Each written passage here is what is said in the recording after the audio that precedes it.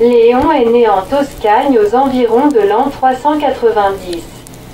Le dernier empereur pan-romain Théodose le Grand terminait sa campagne de fermeture des temples païens. On utilisait tous les moyens afin de déraciner les croyances traditionnelles. On interdisait les divinations et les sacrifices. Presque tous les Romains nobles suivirent l'exemple de l'empereur et adoptèrent la religion chrétienne. L'Église devenait progressivement une force puissante. Le pouvoir des évêques, qui étaient initialement les présidents des associations territoriales des prêtres, se renforçait avec l'augmentation du nombre de croyants. Au IIIe siècle se sont renforcées les tendances autoritaires. On commençait à forger l'opinion que les évêques détenaient leur pouvoir de Dieu à la différence du pouvoir temporaire passager des fonctionnaires et des rois. Les évêques se considéraient comme les successeurs des apôtres et par rapport aux croyants utilisaient le terme de « troupeau ». Ce troupeau demandait une surveillance et était obligé de se soumettre à ses bergers. Bientôt les primats et les métropolitains, évêques des plus grandes villes et présidents des assemblées provinciales des évêques, affirmaient leur autorité parmi les évêques. Enfin, les évêques de Rome, capitale de l'Empire, prétendaient à la direction de toute l'Église. Ils devaient lutter longuement avec les évêques de Carthage. Les évêques géraient le patrimoine de l'Église, qui s'accroissait d'année en année par suite des progrès du christianisme. Chaque fidèle, selon la mesure de ses richesses et de sa piété, remettait volontairement son offrande pendant les assemblées qui se tenaient toutes les semaines ou tous les mois. On mettait en exemple les Juifs consacrant à leur Église la 10e partie de leurs revenus et on attendait naturellement des chrétiens une encore plus grande ardeur. L'évêque et son clergé avaient leur part de ces revenus, on organisait des repas très agréables de fraternité, beaucoup de moyens étaient destinés pour des buts de bienfaisance.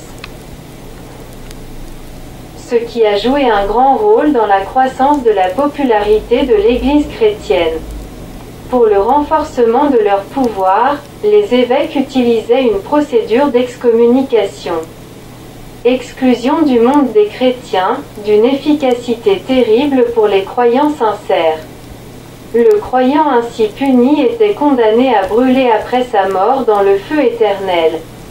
Ainsi, les évêques aux yeux des chrétiens tenaient dans leurs mains les clés du paradis et de l'enfer.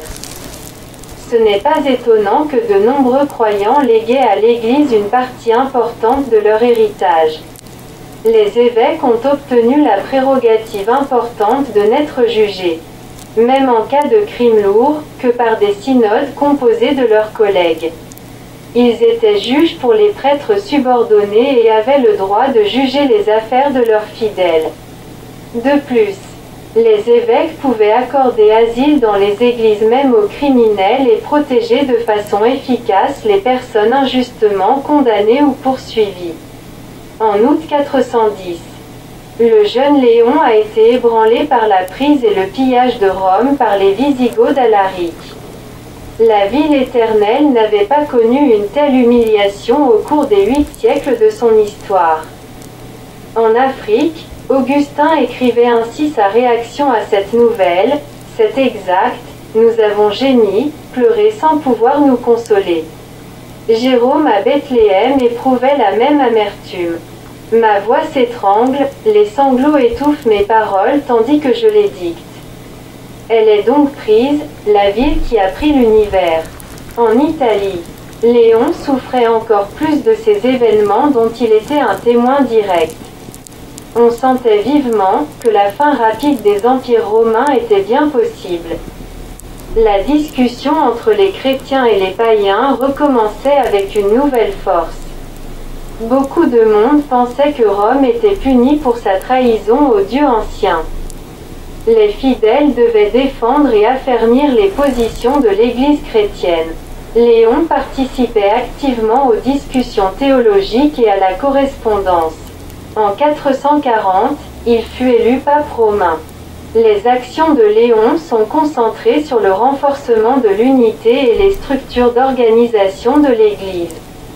Pendant qu'Attila construit son empire, le pape Léon reconstruit l'Église en une organisation internationale puissante, capable de continuer à fonctionner avec succès même dans les conditions de l'affaiblissement du pouvoir d'État. Renforcer l'unité des croyants, le sentiment de fierté d'être chrétien. C'est pourquoi ces paroles sont souvent si solennelles, tous ceux qui ont été régénérés dans le Christ. Le signe de la croix en fait des rois, et l'onction de l'Esprit Saint les consacre prêtres. Ainsi, en dehors du service particulier de notre ministère, tous les chrétiens qui vivent dans l'Esprit et selon la logique de leur vocation doivent reconnaître comme appartenant à la race royale et participant à l'office sacerdotal. Qu'y a-t-il en effet d'aussi royal que d'être un esprit soumis à Dieu et qui sache gouverner son corps? Salvien sortit de l'Église. Les paroles du nouveau pape romain l'ont impressionné. L'officier romain pense involontairement, si le troupeau est composé de rois, alors qui est le pape, le berger principal? Il est donc le roi des rois? Comme Attila, Salvien s'étonne lui-même de cette comparaison.